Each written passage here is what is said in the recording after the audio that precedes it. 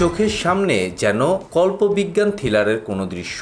চীনের একটি রোবট কারখানায় সম্প্রতি ঘটে গেল এক ভয়ানক ঘটনা। তৈরির সময় হঠাৎ করেই এক হিউম্যানডেড বা মানব আকৃতির রোবট নিয়ন্ত্রণ হারিয়ে ফেলে প্রকৌশলীদের ওপর আক্রমণ চালায়। লাথি, ধাক্কা, অপ্রত্যাশিত ভীতিকরভাবে নড়াচড়া, সব মিলিয়ে দৃশ্যটা এতটাই ভয়ঙ্কর ছিল যে মুহূর্তেই ভাইরাল হয়ে যায় ঘটনাটির ভিডিও। আর সেই সাথে বিশ্বজুড়ে ছড়িয়ে পড়ে নতুন এক শঙ্কা, বুদ্ধিমান যন্ত্র যদি এমন বিদ্রোহ করে তবে তা সামাল দেওয়ার জন্য আমরা কি আদৌ প্রস্তুত?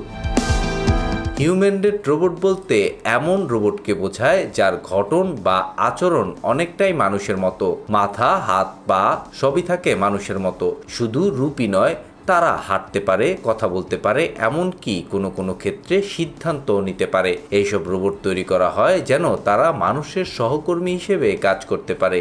শিল্প কারখানা, স্বাস্থ্য খাত কিংবা ঘরোয়া পরিবেশে এমন রোবট বা যন্ত্রমানবকে কাজে লাগানো হয়।